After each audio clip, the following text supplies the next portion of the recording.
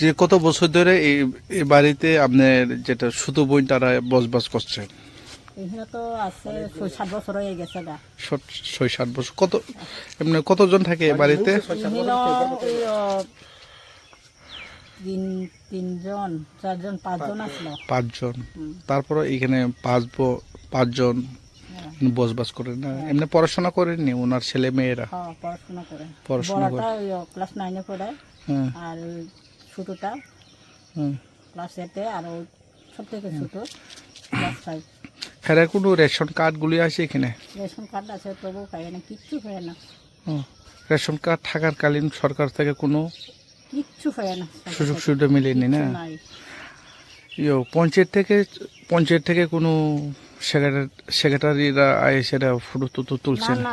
তুলছে না? কেউ আইসে না? এমনি কাগজপত্র দিচ্ছেন আপনারা সরকার গর্জন? এখন পর্যন্ত পাইছে না? এমনি সরকার গোল জন্য এমনি যে আপনার যেটা শুধু বোনটারা কি রেগা কাজ টাজ পায়নি? রেগা তো পাই না, এখন আগের থেকেও রেগা কাজ করে রেগা কাজও মিলে নেই না? তারপরে আপনারা এখনো বর্তমান সরকারকে আপনারা কি চান, কি দাবি করবেন? আমি তো অনেক বছর হয়েছে, আমার ঘর তো নাই, ঘর পাইলে ভালো আসলো আর কি। শুধু বোনটার? তারপরে শুধু বোনটারা কই গেছে? শুধু বোন তো হাসপাতালে। ওর মায়াটা হাসপাতালে ভর্তি আছিল, ও পাপটা ভাঙা হয়েছে, পাপটা ভাঙা না? জিবি হাসপাতালে না? এখন বর্তমান সরকারকে কি বলবেন আপনারা? আমি চাই এখন গড় পাইলে খুব ভালো আর কি। এখন তো গড় তো নাই, কিছু সুযোগ সুবিধার নাই, আর কিতা করবো? সরকার আয়ে কিছু পায় না। আপনি শুধু বইনের নাম কি? শুভলক্ষী দেবব্রহ্ম। ওনার জামাই? কান্ত জমাতিয়া। কি করে? কাজ করে, এমনি দিন মজুরি করেন না?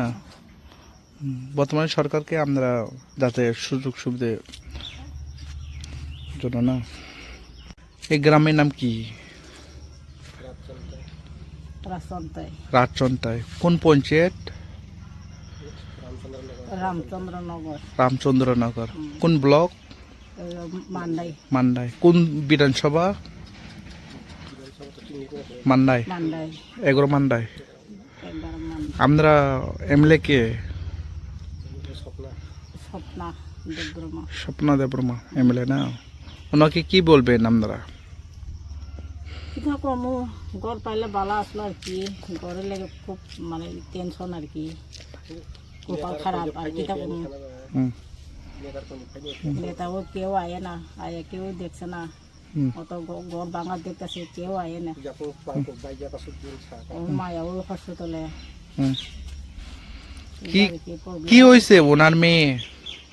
স্কুলে গেছে, স্কুল গেছে, তারপরে ছুটি হয়েছে, আইসে মানে হঠাৎ মানে রাস্তা নিয়ে পিছলা কি দিয়ে তো কইতে পারছে না, আয়া করছে আর কি, মানে রাস্তা করছে, মানে খুব ব্যথা হইতেছে পাওটা, এরপরে ওই হসপিটালে লয়ে গেছে একবার, এরপরে ঘরে আনছে, এরপরে সুস্থ হয়েছে না, এরপরে ওই কিটা জানি কর পাওটা ভাঙা হয়েছে, তারপরে বোনাজি লাগাইতেছি, বোনাজি লাগাইছে, এরপরে আরো ব্যথা করে, এরপরে জিবি হসপিটাল একবার লয়ে গেছে, ব্যান্ডেজ বান্ধা আনছিল ঘরে, এরপরে আইছি ওই বোনাজি লাগামু কইয়া আনছি, এরপর বোনাজি লাগাইছি, এরপরে ভালো হয়েছে না, আবার ওখানে জিবি ভর্তি আসলো। প্রত্যেকের জীবনের স্বপ্ন থাকে পড়াশোনা শেষ করে কর্মজীবনে প্রতিষ্ঠা পাবার। এই দিক দিয়ে আমি সফল শুধুমাত্র একটি কারণে, সেটা হলো আমার কলেজ টিপস, যেখান থেকে গ্র্যাজুয়েশন কমপ্লিট করে উচ্চতর শিক্ষা নিয়ে আজ আমি সফলভাবে প্রতিষ্ঠিত। টিপসে পড়াশোনা ছাড়াও নিজেদের কেরিয়ারে কিভাবে অনেক বেশি মাত্রায় সুযোগ পাওয়া যায় তার সবকিছুই হাতে কলমে শেখানো হয়।